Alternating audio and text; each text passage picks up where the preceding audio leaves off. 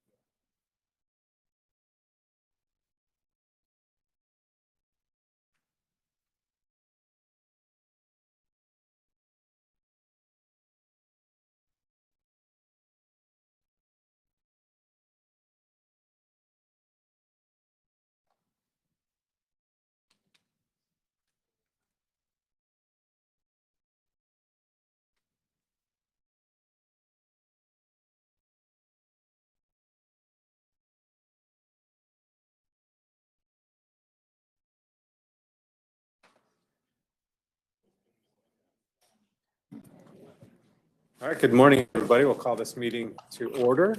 Welcome to the October meeting of the joint, this is the joint meeting of the Transit Management and Rail Management Committees. Pat, will you please call the roll? Yes, good morning, everyone. City of Avondale, Shirlene Panella. City of Buckeye, Connerman or James Shano. City of Chandler, Ryan Peters. Here. City of El Mirage, Autumn Grooms. Town of Fountain Hills, Dave Trimble. Town of Gilbert, Mary Goodman. Here. City of Glendale, Kevin Phelps. Here. City of Goodyear, Wynette Reed. Here. Maricopa County, Elijah Levon. Sean Pierce for Elijah.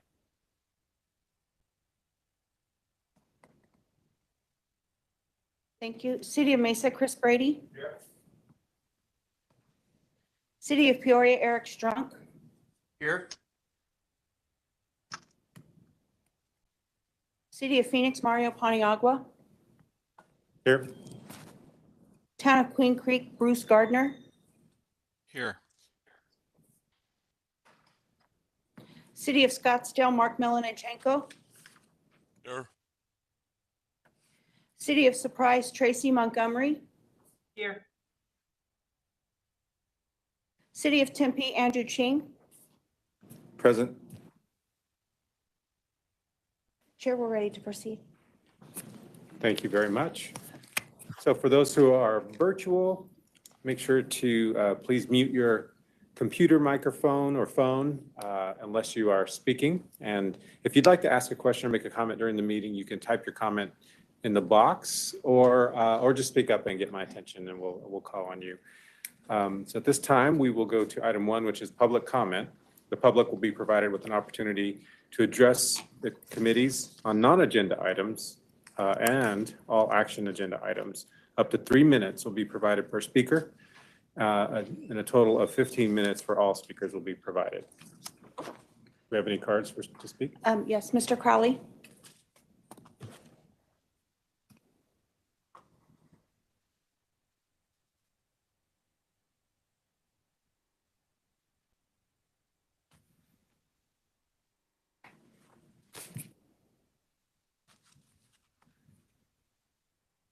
You didn't have to remind me.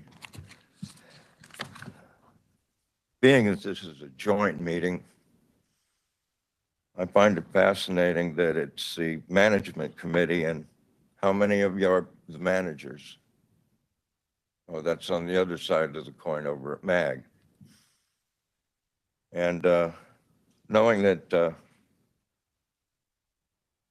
transit and to somewhat also rail are the second step down, I wonder why, Sean, I'm glad that you're a part of the meeting today, but one of the things on the agenda that I don't see is that being that they shot down at the legislature, the plan and the governor vetoing it, but he also then put out words of, this is the reasons I'm against certain parts of the transit. Do I see that you're trying to put together a document to give to the power, you know, the managers over there at MAG, so they can give it to their electeds and our electeds and show that we're trying to put together a correct plan?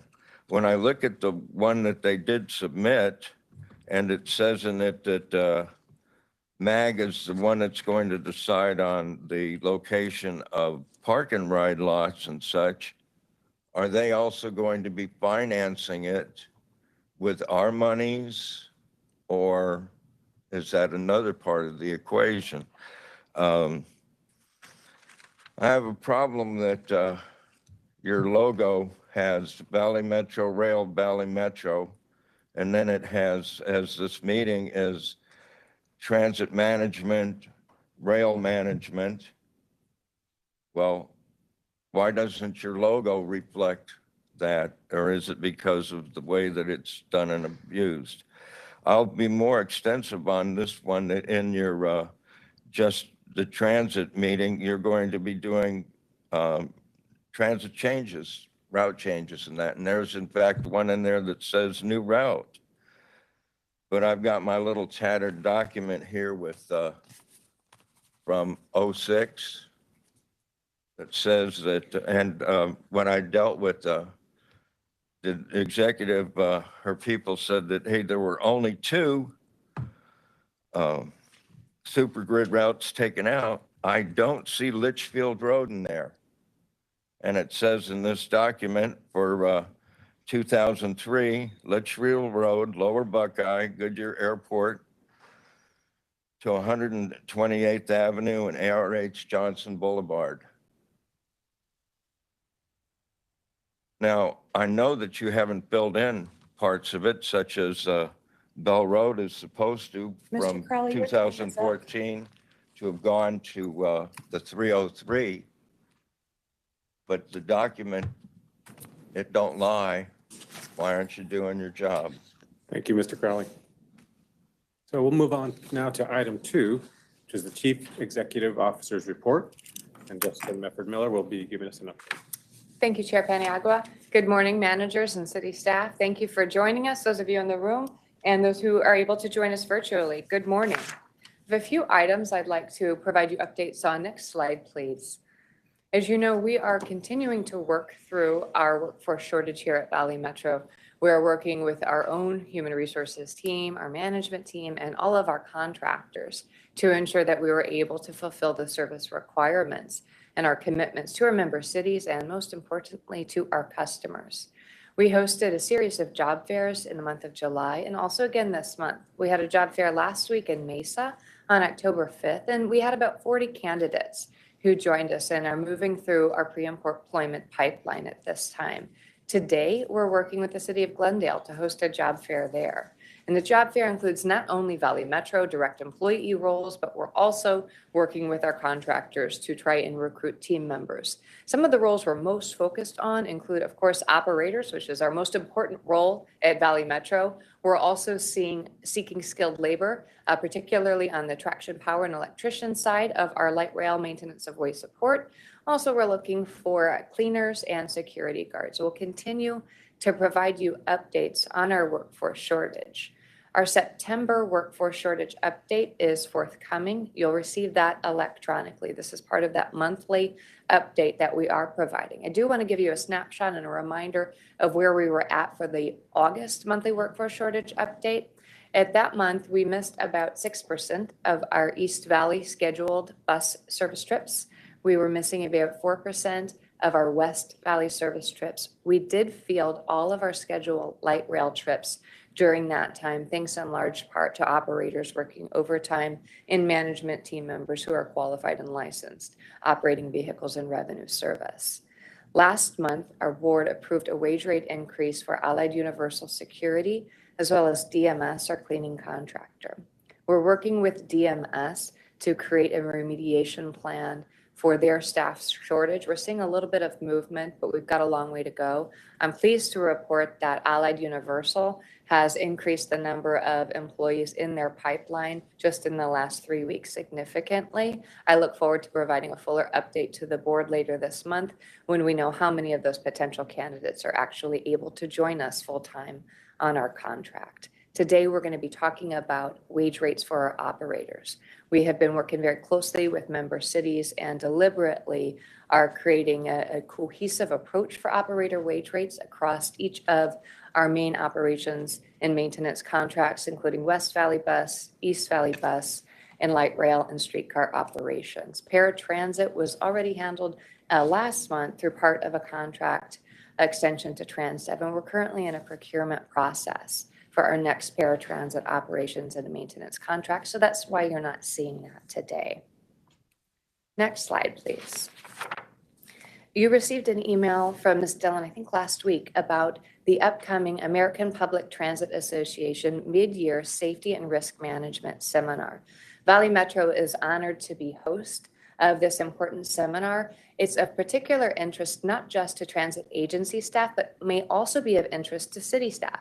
So I encourage you to forward that content back to your risk management, safety, and security team members. We invite their participation. This is a great opportunity to interact not just with Valley Metro's team, but with national leadership and our peer agencies across the U.S. So please share that. Reach out if I can provide more information about that safety and security seminar. Okay, and finally, looking ahead, October is a full month for us. Our AFS meeting is scheduled in this room tomorrow, and then our board meetings are scheduled for October 27th. We're going to have a rather full agenda, and I encourage in-person attendance at that meeting. We haven't sent out the packet and the agenda yet, though we do plan to have an executive session at the top of the meeting. We have personnel items to discuss for both discussion and action. We'll provide greater background on the wage rate information that we'll ask the board to consider in those meetings. I'm happy to provide more information again as we get a little bit closer. We're working through some of those details now. For the month of November, I want to note that our November boards of directors meetings are going to actually be held on December 1st. So we've pushed that back just a little bit to accommodate holiday schedules. We do not have a board cycle in the month of December. That would put us at having a board meeting right there before the holidays. So we'll come back together in January then. Thank you. That concludes my report, Mr. Chair. Thank you. Any questions for Jessica?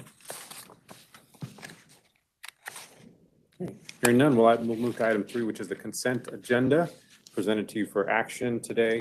Are there any questions or items that need to be pulled for separate discussion on the consent agenda? Okay, do I have a motion to approve the consent agenda? Second. Motion and a second. All in favor, please say aye. Aye. Aye. Okay, motion approved. Takes us to item 4, which is insurance coverage renewal, commercial property and liability, and workers' compensation and employers' liability. Jessica, can you introduce this item? Yes, Mr. Chair, members of the committee, I'd like to ask Mr. Michael Walrow, our interim general counsel, to present this item.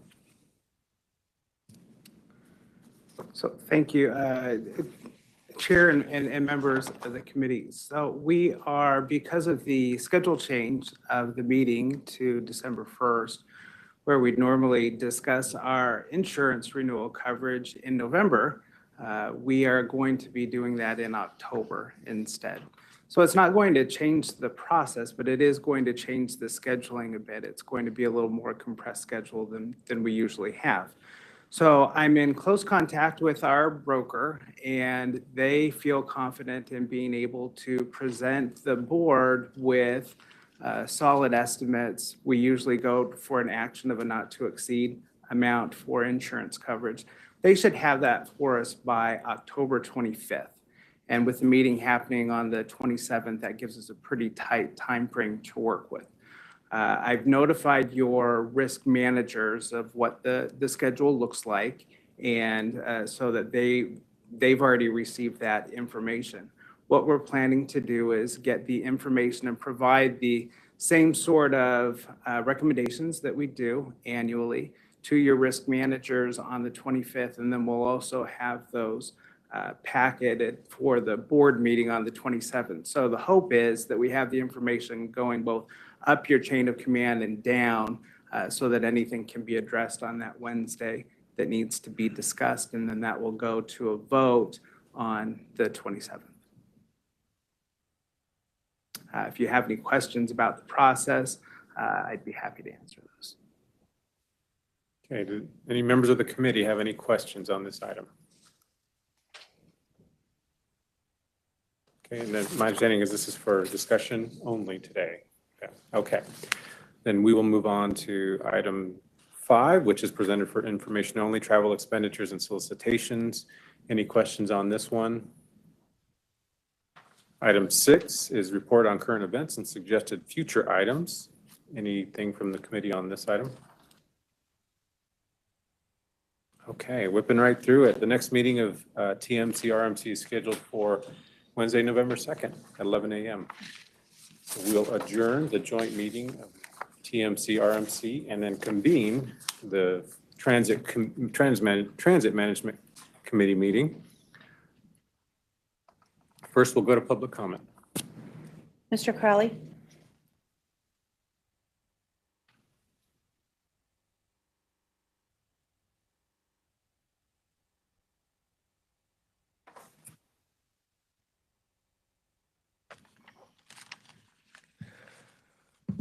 Now, if you would have had that agenda item on here of, well, what do we need to do to make the plan the way it should be? And with your item of changes to the system, like I said before, where is Litchfield Road? And where is the, and when I was told the cutbacks, one of the routes that they cut out was Dobson. Is there a same East Valley roadway that they cut out of the super grid? I've got the document that they were turning to the legislature, and in it here, it has a bunch of capital projects, and I like that one of them would have been Tempe to get a bridge, but when I look at what they were going to be doing with rail and bus rapid transit, and that bus rapid transit, it was 35th Avenue, Van Buren, Scottsdale Road, Arizona Country Club, and that only comes to $1.5 billion. And then when I look at the transit asset management rail, That's $1 billion. So when I'm asking for you guys to make sure that we get up to industry standard with bus stops, with the new system and what's going in, and that we retro and get the rest of the system up to industry standard, because right now, our average temperature is 91. How many people died this year during the summer? If we're having people standing at a bus stop and it isn't shaded, you're being hateful to their being and such. But like I said, when I look at the improvements and I go through this document, I wonder, where's Bell Road? Supposed to go not to Arrowhead Mall, it's supposed to go all the way to the 303. And then surprise, on one of your main roads, you do have bus service for your community, but it's not in the improvements. Litchfield isn't. I asked Pat if she could get the document out of archives, the 3-ring binder that we worked on to get Prop 400, and show you where it says in there, and a suggestion from Gila Bend, that they had the rural connector and circulators, and that for all the extended communities that weren't in the exact metroplex, that the same be done. But then it took you only, what, 30 years to get around to putting it to a vote? Okay, that takes us to item 2, which is the minutes from the September 7th, 2022 TMC meeting, which are in your packet. Do you have any questions or suggested changes in the minutes? Can I get a motion to approve? So moved. Second. A motion and a second. All in favor, please say aye. Aye. Aye. Motion is approved.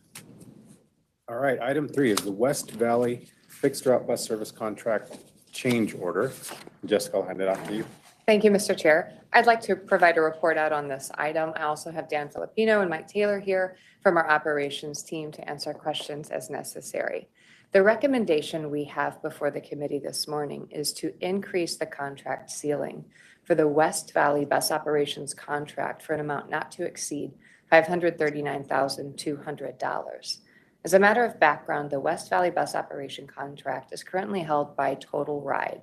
They're providing service to Avondale, Buckeye, Glendale, Goodyear, Phoenix, Peoria, Surprise, and Maricopa County.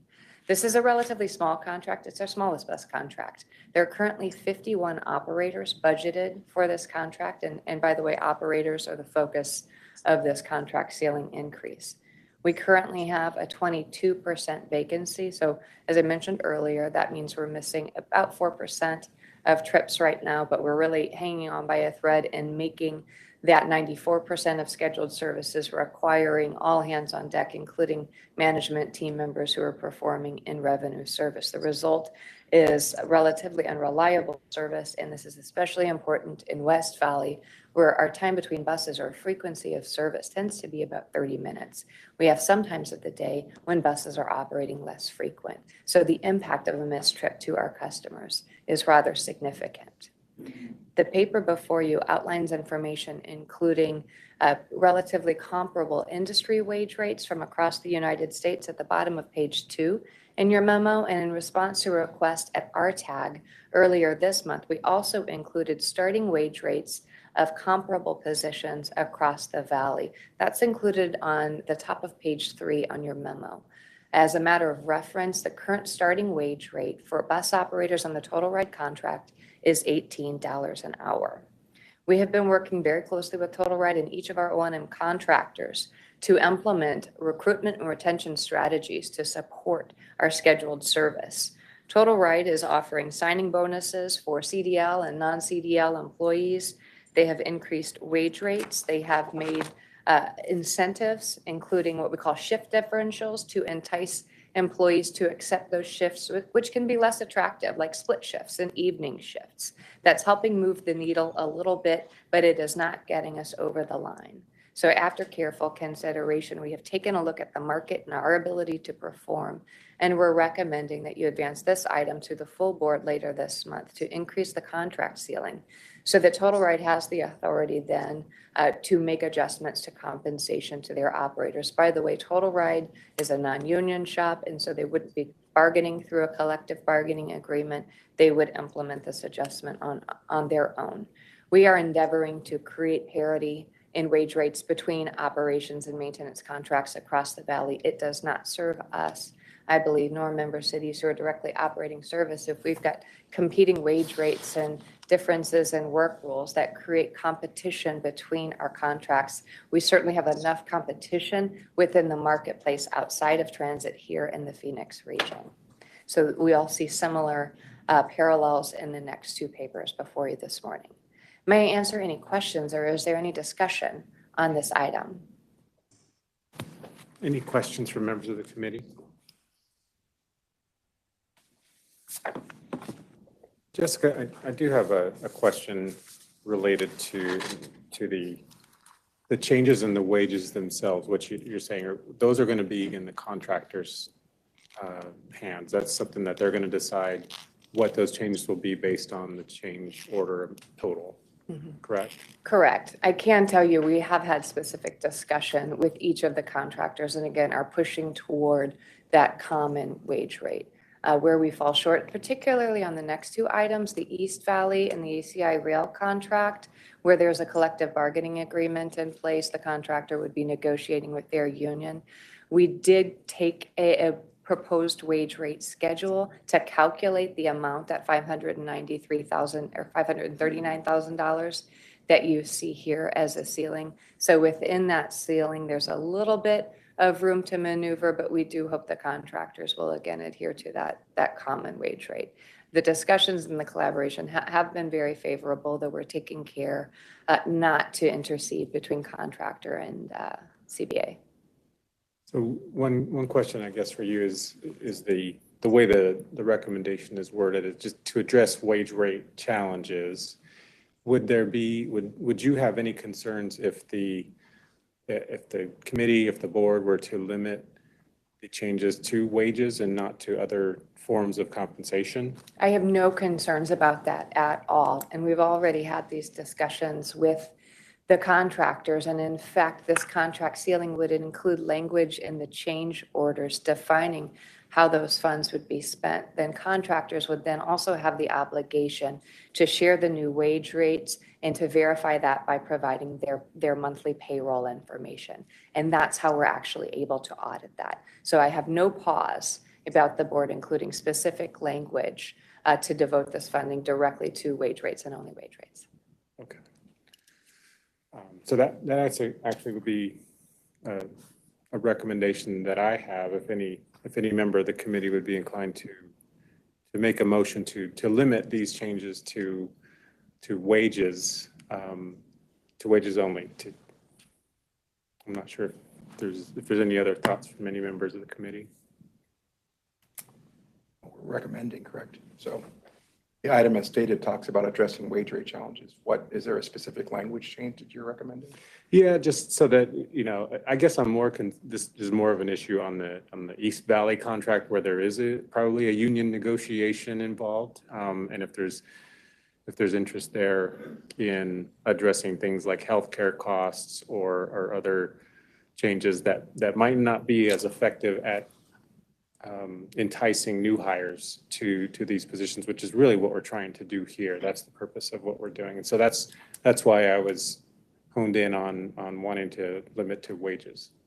So perhaps what we could do for the board meeting later this month is to amend this language slightly, really to reflect language that would be going in the actual task order that specifies that those funds would be devoted explicitly to wage rates, and then naming those items with which we're going to evaluate and validate the expenditures, including payroll. That's perfect. Okay, we can do that. Thank you. All right. Any other questions on this item? Can I get a motion? So moved.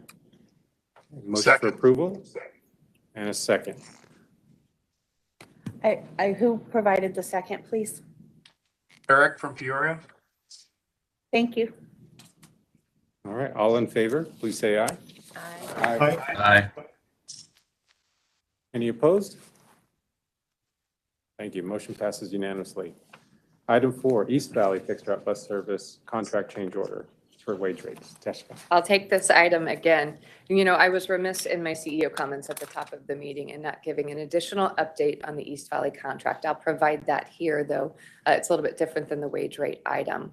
As you know, our board authorized an extension of the East Valley contract in the month of August for a period of 6 months so that we could move through a rescoping process. I communicated with this committee earlier this month about that process, which is now underway. We have engaged professional service firm WSP to act as an extension of our team in moving through that technical rescoping.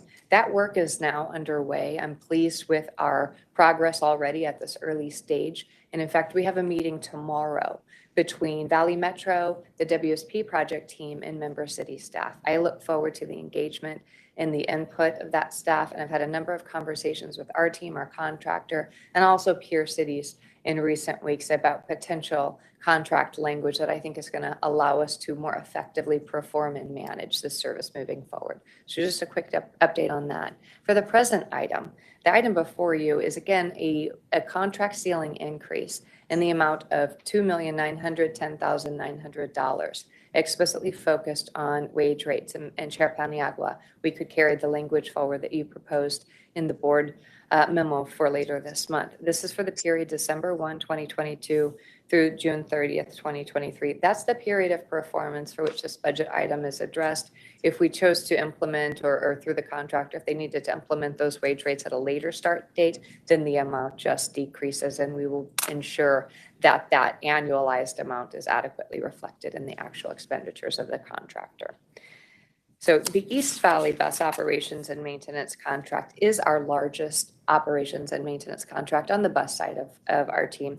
We currently provide service to City of Phoenix and all of our East Valley cities, plus a number of our Indian communities across the valley. The wage rate on the current contract for East Valley currently starts at $18.11 with First Transit, and that's a new wage rate effective July 2022 that coincides with their current collective bargaining agreement. We're really struggling with operator workforce on East Valley. We currently have a 17% vacancy rate, currently missing about 5 to 6% of scheduled trips per month. Again, this is a service area where we're running typically 30-minute frequency between buses, so it's a great challenge. It's difficult over the course of the business day to try to focus those missed trips in logical sequence, so the impact to our customer is real and it is burdensome. Where we have customers waiting an hour and then connections downstream on their trips are difficult to make. Again, in this memorandum, we have included some of that wage rate information that was in your prior memo. Those comps are exactly identical. The only difference here is really it's a larger amount because of the scale of the contract. Are there any questions I may answer about the East Valley wage rate proposed increase? Any questions? All right, so hearing no questions, can I get a motion for approval of the staff recommendation? Motion for approval. Second. I have a motion and a second. All those in favor, please say aye. Aye. Aye. Aye. Any opposed, please say nay. All right, motion passes unanimously. Item 5 is the proposed April 23 service changes. This item is presented for information. Are there any questions on the service changes item? Hearing none, we'll move on to item 6, report on current events and suggested future agenda items. Anything from members of the committee? All right, so our next meeting again is Wednesday, November 2nd at 11 a.m. That adjourns our Transit Management Committee meeting. Thank you all.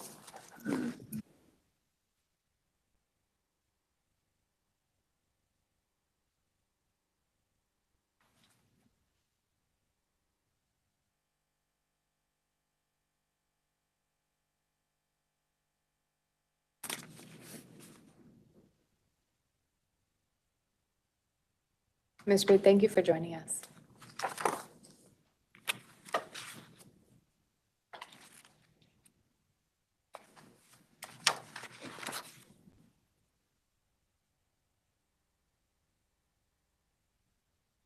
Thank you. We're now convening the meeting of the Rail Management Committee for Wednesday, October 12th, 2022.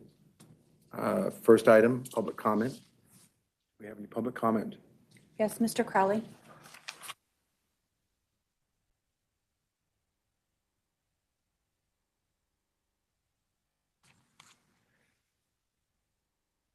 This is the Regional Strategic Transportation Infrastructure Investment Plan.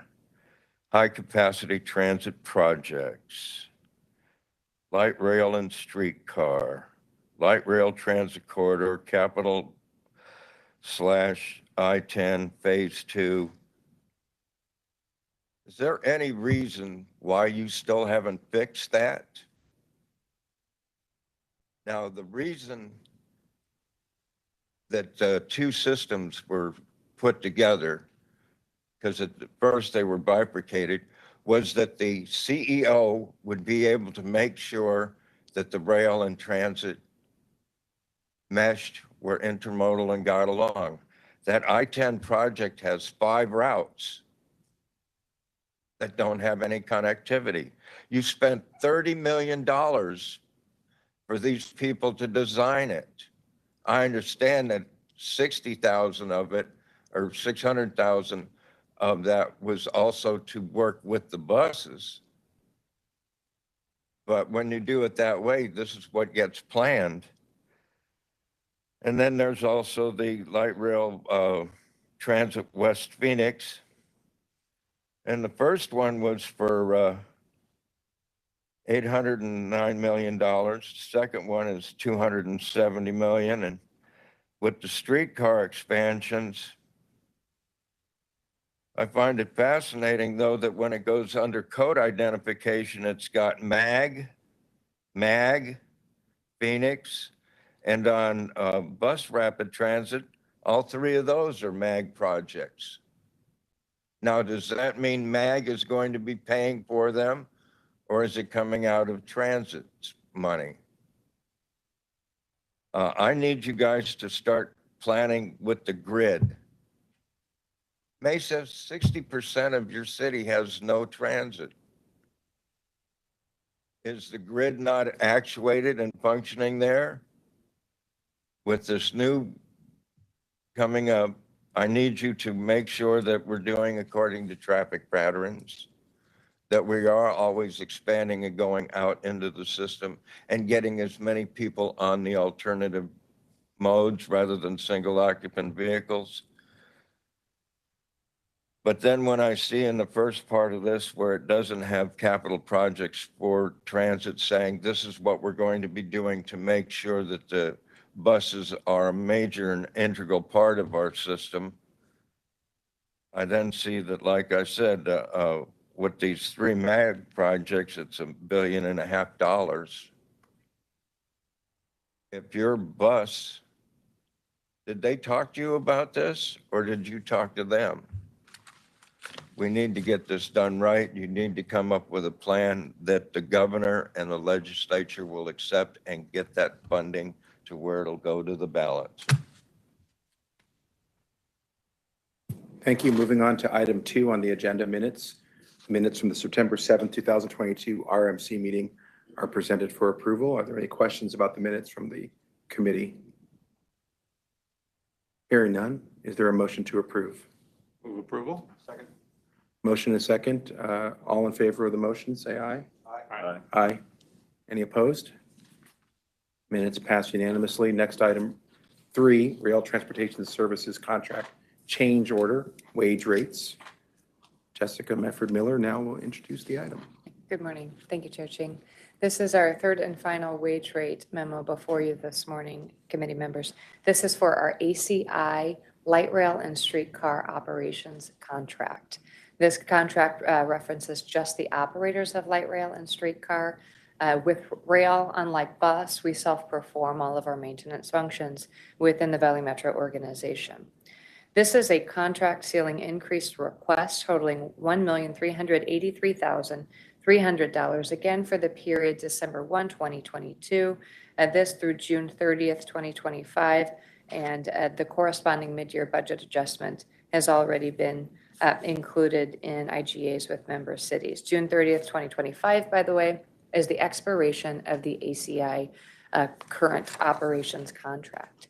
I want to note of particular importance on ACI, unlike the East and West Valley bus contracts, we currently have some pretty significant growth milestones that we have to accomplish. Right now, we have 91 budgeted light rail and streetcar operator positions. Currently have 74 active operators. That's almost a 19% vacancy. Again, we have been able to field our scheduled light rail and streetcar service, but we're doing so with managers operating in revenue service on a daily basis and with team members working overtime and on their day off, subject to Department of Transportation hours of service limitations. So we're hanging in there, but barely. Some of the milestones we have coming up include Super Bowl 57.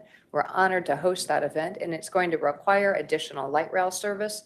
We're also going to be leveraging our bus system, including our fleet and our operators, to provide overflow support to bus operations.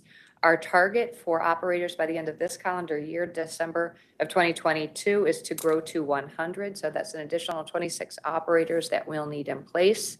And then to support our expansions now under construction, we'll need 105 operators by July of 2023 to support Northwest Phase 2. And then in support of South Central Extension, that headcount is going to need to grow to 131 operators by July of 2024. And so in working with ACI and their recruitment and retention plans, the target that we're giving them is not 2022, it's really the target of 2024, and we're going to have to ramp up to that. They've created a workforce shortage mitigation strategy that incorporates their projections for attrition during that time frame, as well as promotion of operators into supervisory positions. We're on the path, but like the other contracts, we are struggling with wage rates. The current starting wage rate on the ACI contract is $19.16. Again, comparables are included in the white paper we've shared with you today.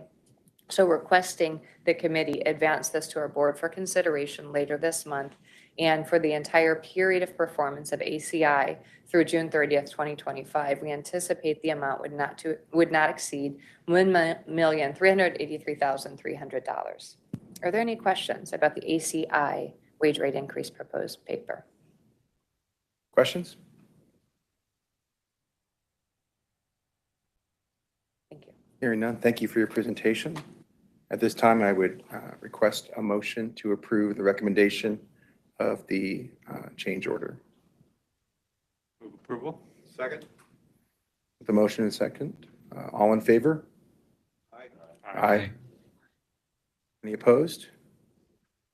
Motion carries unanimously. Thank you. Next item, report on current events and suggested future agenda items. Are there any reports or suggested future agenda items for this committee? Hearing none, I'll note that our next meeting is Wednesday, November 2nd at 11 a.m. in this room. We are adjourned. Yeah.